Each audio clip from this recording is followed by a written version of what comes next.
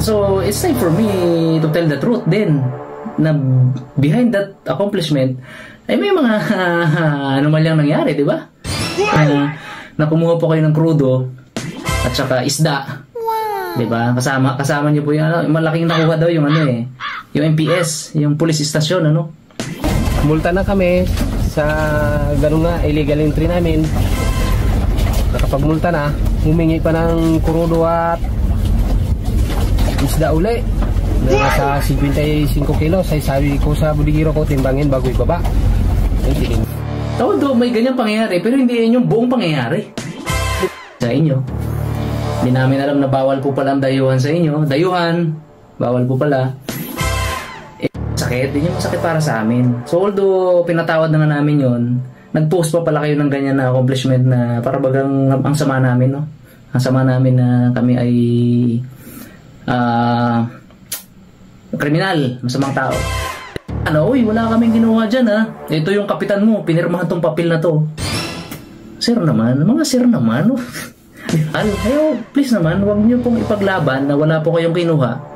Dahil we both know, we all know na meron, di ba? Huwag yung panindigan, sir. Yo, what's up, happy people? For today's video mga kuys magayas, so hayaan nyo muna po akong makapag-upload po ng Harabas dahil dati po ako nag-upload din po ng Harabas, no? Dahil sa mga panahong ito mga kuys magayas ay ayun po. Si Harabas po, Jeff, siya po yung may-ari ng Raptor, yung bagong bangka niya na fishing boat. Tapos ngayon ay nahuli. Dahil nga lumagpas po sila sa teritoryo. Hindi po lumagpas sa teritoryo ng Pilipinas. Dito lang po. Inside lang po sa Palawan. Sa Palawan po nangyari yon. At nakamulta nga po siya ng 45,000.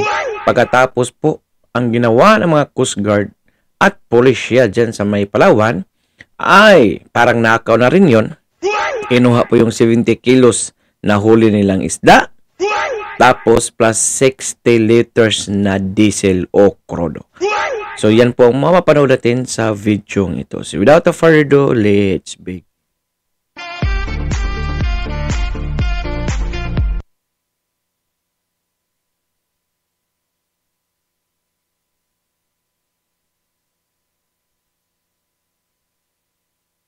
So ngayon, ipakwento natin sa kanila mga karabas ano ba yung totoong nangyari, ano ba yung nangyari sa kanila doon sa Agutaya, Palawan. Wait, Yung mga karabas, ganito po. Unang-una po, pag sampa nila dito sa amin. Hindi, una. Yan po yung kasi kapitan. mga karabas, yan po si Sir Jeff. Ikwento ko yung buod muna. Yung vlogger din. Saka mo ikwento ka yung detalye. Ayun mga karabas, na-interrupt tayo nung yung makina na-interrupt tayo ng makina ng motor nung bangka. Tutuloy natin yung kwento. So ganito yung nangyari. Pagpunta nila ng Palawan, siyempre doon naman tayo ng isda sa pagitan ng Mindoro at Palawan, pero napadikit sila ng konti sa Agutaya, Palawan. So nahuli po yung bangka natin na hindi nila alam, hindi alam ni Cap, hindi alam ng kahit sino dito sa bangka natin, na meron palang naipasa na doon na municipal ordinance na within 8 nautical mile bawal mangisda ang dayuhan. Kumbaga taga doon sa kanila pwede mangisda, So tayo nakapasok within, kasi po nakausap ko yung Coast Guard within 5.8. Kasi sabi nga ni Cap, napasarap daw ng Padawi. Medyo malayo sila nung umpisa kaso napadikit ba. At hindi nila alam na bawal sa area. So in short, nahuli po tayo, nagsumbong yung ibang mga isda, nahuli tayo. Ayun, kukwento na ni Cap ngayon kung anong mangyayari. Ganito po yung pagsampa ng Coast Guard sa amin. Tinignan yung mga papel namin. Ngayon, kumpleto. Ngayon, sabi niya illegal entry daw kami. Dinala kami sa Agutaya, Palawan. Pagdating sa Agutaya, sinababa kami at kumuha sila ng mga nauli naming isda. Nangingit sila, nasa 15 kilos. Ano mga isda, Cap, yung sari-sari, mga malaguno, sipi, mamsa. May mamsa pa nga doon, mga 60 kilos siguro yun. Laki. Yung kinuha nila, tapos yung namimili pa, yung original na isda. Original meaning yung suno, Yung o suno. lapu-lapo. Oo. Yung ano natin, primera. Yung mga karabas, Naalala ko yung mga yun Chinese. ang ginahanap nila. Pinipilo yung kinukuha. pinapili nila. Yung mga mamahalin at Tapos, masarap. baba kami, na-release na namin lahat, nakapag multa na kami sa ganun nga illegal entry namin. Nakapagmulta na. Pagpasensyahan niyo po yung maingay kasi nasa dagat po sila. Yan po yung bangkang Raptor na nahuli. Yan po. Yan po yung kapitan ng kanyang bangka na fishing boat. Humingi pa ng kurudo at isda uli na sa 75 kilos. Ay sabi ko sa budigiro ko, timbangin bago ibaba. Ay tinimbang. Isang 50 kilos at isang 5 kilo. Yung 50 kilos na yon sa PNP daw yon. PNP ang nagiling sa akin nun eh. Pulis ano, na? Pulis munisipyo. Opo, MPS. munisipyo. MPS, pulis. Eh di binigay ko naman po para wala rin masabi sa amin. Kahit medyo masakit rin para sa aming mga ngawil, siyempre doon lang kami umaasa para makabawi. Hindi, babayaran ko naman yun eh. Mas masakit sa akin kasi sa akin wala. Kasi yun mga Napakabait po pag yun, nasa Sir bodega Jeff. na napakilo na nila at nakalista na sa notebook, babayaran ko sa kanila yun. Kahit ano pang mangyari doon, tulad nyo nga, hiningi, babayaran ko pa rin sa kanila yun. Doon lang nga sana makabawi yung busing ko. Ayun, doon malungkot si Cap. Doon ako nalungkot. Ay di binigay ko po ang lahat para walang masabi sa amin. Tama naman din yun. Dayo tayo doon. Siyempre dayo at hindi ko pati At nagkamali tayo. alam, nagkamali ako.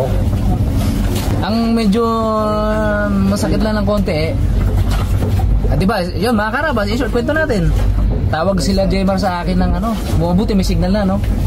Nag-chat sa akin. Alam nyo ba, nagtatrabaho ako noon sa bahay, sa office. Si Misa Saraba sugod sa akin. Talagang hingal-hingal pa. Ang una ko po kin-chat na doon si Mrs. Charlene at tapos tinawagan niya po si Mrs. Sarabas. Oo, yun. Ganyan. Sabi, nahuli daw si Raptor. Ha? No? Bakit? Ano nahuli? Ako, ang confident ako na legal naman tayo. Legal yung pangisdaan natin. Actually, mga karabas, isa sa pinaka-legal na pangangawil ng uri ng pangisdaan itong kaskasan. Kasi kawil yan eh. May laban ng isda. I mean, ibig ko sabihin may laban ng bahura. Kung ayaw magdawin ng isda, wala kang magawa eh. Diba sa putok, pag yan ay pinutok o kaya ginanyan ng lambat, Dinamita. ay kahit na maarte yung isda na yan, dala yan, di ba? So ang kaskasan na pinakaligal mga karabas. So in short, Yung ano ako nun, crawling- confident ako crawling na fishing. hindi mo, bakit mahuli? Laki ng question mark sa akin, bakit nahuli? Illegal tayo. Kompleto papel lahat, papers ng mga tao, papers ni Cap, itong bangka kompleto, pinaghirapan natin yung mga karabas, iniluwas pa natin sa Batangas yan. So, bakit ganun sabi ko? Ayun pala yun na nga, pasok sila sa restricted area na, sa may municipal ordinance. So okay, goods tayo dun ano? Goods tayo dun. At kinumpitan sila ng penalty. So yung kaakibat na parusa dun mga karabas, first offense ay bayad po. Nagbayad po ako ng 45,000. So agad-agad pinrepair namin ni Sarabas yung 45,000, ginikas po namin sa kanila. Tapos na-encash nila, nabayaran nila. Nagbigay naman ng resibo yung munisipyo in fairness. So na-receive ng munisipyo. So good side doon, walang problema doon. Ang medyo may sakit lang ng konti sa akin, medyo may kurot ng konti. Hindi ko alam kung ganun talaga yung kalakaran po ng mga nasa otoridad natin, di ba? Okay lang naman mang-amot. Manghingi ng konti. Pero yung 60 liters ang hingiin, mabigat-bigat na rin. Libo rin eh. 60 Dalawang liters container na 30 kilos. Bakit? Wala ba tayong budget? Ang gobyerno? Para sa pang-crudo nila? Meron. Meron ba yan? Meron. Imposibleng wala kasi yung binabayad ako, taxpayer ako, YouTube, yung mga business ko dito, binabayaran ko lahat ng tax yan, legal lahat yan. Masakit para sa akin bilang taxpayer na Bakit wala bang budget yung otoridad natin para sa krudo nila, nang sa atin ng krudo? Actually, hingi na obligatory yun eh. You are obliged to Nakanin, sir. na sumunod. 60 liters. O, medyo masakit mga karabas. At hindi lang yun. Nasa 75 kilos na isda. My goodness. So, kumbaga, 75 kilos. na-penalize na tayo eh. Di ba? Bakit naman ganun, di ba? Nagbayad na tayo ng tama. Hindi na natin sa tamang proseso ba? Nagkamali tayo, okay, accepted natin yun. Sorry, nagsorry tong mga tao po natin dito, si Cap, yung mga tao natin yun. At, ay yung presyo nun, ay pinili yung primera. Ayaw nila gusto ng local, gusto nila puro original. Original. Oo. Ayaw yan. Gusto nila mga ayaw nila putihan isda. Mga karabas, pag sinabi kasing original, yun yung mga primera, mamahaling isda. Pag yung local, yung ibang medyo mamurahin na konti. Ibig sabihin na yung pang-export yun. Ayaw namin Export yan. ng Gusto isda. namin yung original. Yung mga lapu-lapong pula. Hindi ba napakahirap pulihin sa Original amin? nga, pero under sa siya, ayaw. Tawawala namin ng ito lang, kunti lang. Size talaga. Mas malalaki. Hindi, yung malalaki yung ginahanap dyan. Yan yung mga tauhan niya sa lahat sa bangka. Alwatin ko mga lahat. Ano yan? Coast Guard at MPS. Municipal Police. Dalawa sila. Asuman pa Sila yung nanghingi ng Sila yung nanghingi. ng mga isda ng Okay man lang manghingi ng pang-ulam-ulam eh. Hanap na lapu-lapu. Yung unang lapu-lapu na Pang-ulam-ulam. ayaw. Hindi, baka sabi pang-ulam naman iga namin yan, pero isang linggo. Binigyan ko ng lapu-lapu, senyorita. Lapu-lapu rin yung ayaw. Ayaw. Hindi, yan yung original. Malalaki. Sana po nabusog kayo ng Team Raptor, mga Sabi sir, ka ba ito, Sana Mr. po Jeep? nabusog namin kayo. 75 kilos po. Mabusog lang po kayo doon, masaya na kami. Okay. So yun nga mga kois, no? So kung ibang tao pa yan, ako, baka tanggal na yung mga Coast Guard at mga police na yun. Well, aminado naman sila na nagkamali na kasi hindi rin nila alam na may mga pala border na pwede lang mangisda sa lugar na yon.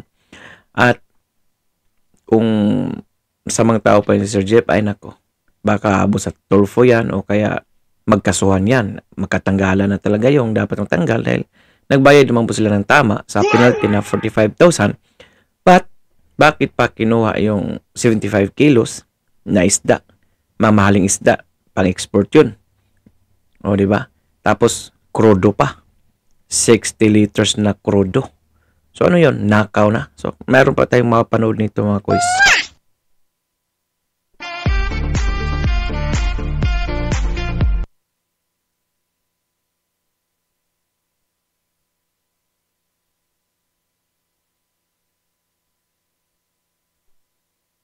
Okay na ako eh. Sa pangyayaring yun, nung nalaman ko yun last time, wala na akong problema eh. Pero kanina, nag-send sa GC namin magkakapatid, yung isa kong kapatid, na nag-post ang GMA Super Radio Palawan, DYSP.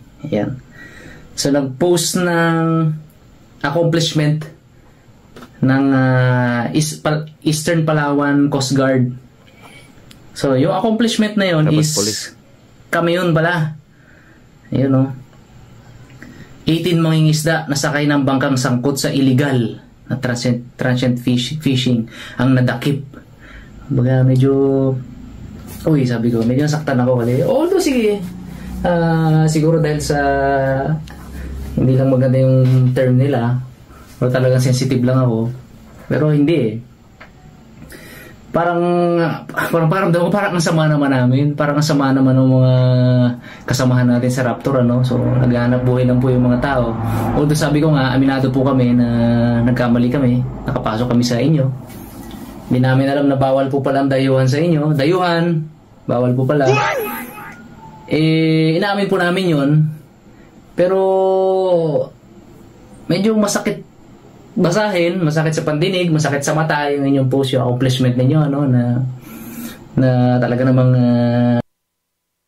Yung po sa salitang dayuhan. So, parang na tayo nito. Parang taga-ibang bansa na tayo dahil bawal na po tayo sa pumasok sa kanilang mga lugar. Pero matanong natin, di ba sa Palawan yan? Bakit yung mga Chinese na sumisira ng mga bahura illegal fishing, bakit hindi nila hinuhuli? Ba't ko siyang hinuhuli nila yung mga sariling kababayang mga Filipino? Tingnan nyo nga yung batas ngayon. ang danda talaga. Hirong-hiro po tayo, no? Hirong-hiro yung Coast Guard, Eastern Palawan Coast Guard.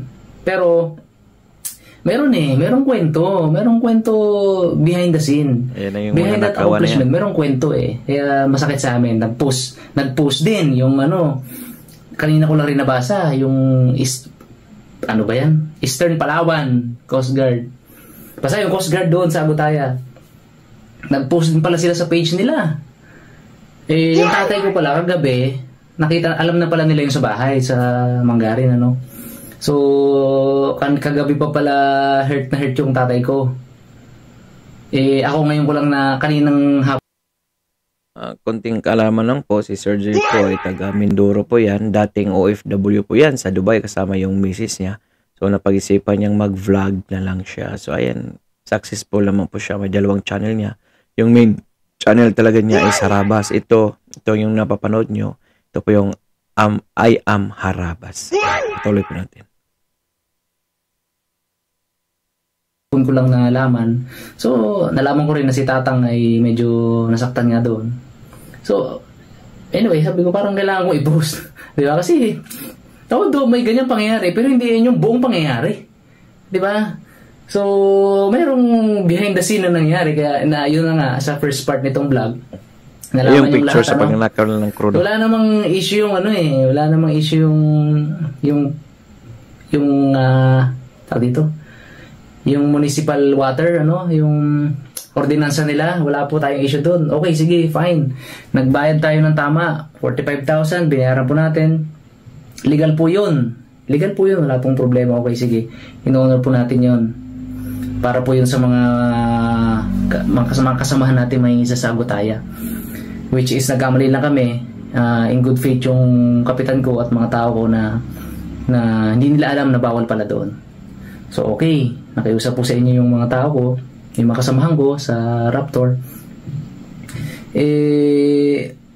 Sabi niyo wala tayong magagawa kasi yan talaga yung batas, which is okay, sige, fine. Ginagalang natin yon. So pinagbayaran natin ng tama, no? Pero yung behind the scene na kumuha po kayo ng crudo at saka isda, 'di ba? Kasama niyo po yung malaking nakuha daw yung yung MPS, yung police station, ano? So sila yung talagang eager makakuha ng isda, no? Sakit, din yung masakit para sa amin. So although pinatawad na nga namin yon, nag-post pa pala kayo ng ganyan na accomplishment na para bagang ang sama namin, no? Ang sama namin na kami ay kriminal, masamang tao. So medyo nasaktan kami doon. So it's time for me to tell the truth din na behind that accomplishment ay may mga anomalyang nangyari, di ba? So ganoon naman yun. Tsaka ito, so nung pinost ko po yun, kwento ko lang mga karabas, para sa mga kaharabas natin na hindi updated sa Facebook ko, tsaka sa hindi updated sa Facebook ko, Jeffrey Guansing. Inform ko po kayo kung ano yung nangyari. So nag-post po ako. So nakita yung mga kaharabas natin. So naramdaman ko po yung support sa inyo mga kaharabas. So binanatan nila yung yung GMA Super Radio Palawan, tsaka yung Eastern Palawan Coast Guard na page. Tinira yon. So ngayon, yung Coast Guard, dinilit yung accomplishment report nila na yun sa Facebook. Dinilit yun kasi tinatad sila nag-viral sila, tinatad sila ng comments doon.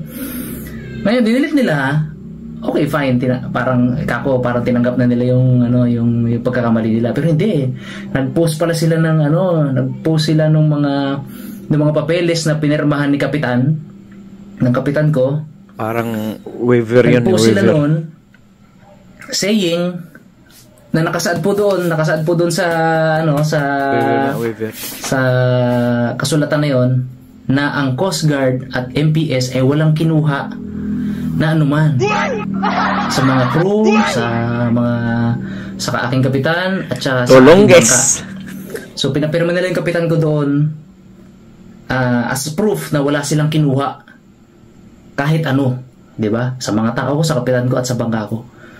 So, okay, yun yung parang kumbaga pinaglalaban nila na, uy, wala kaming kinuha diyan ha. Ito yung kapitan mo, pinirmahan tong papel na to.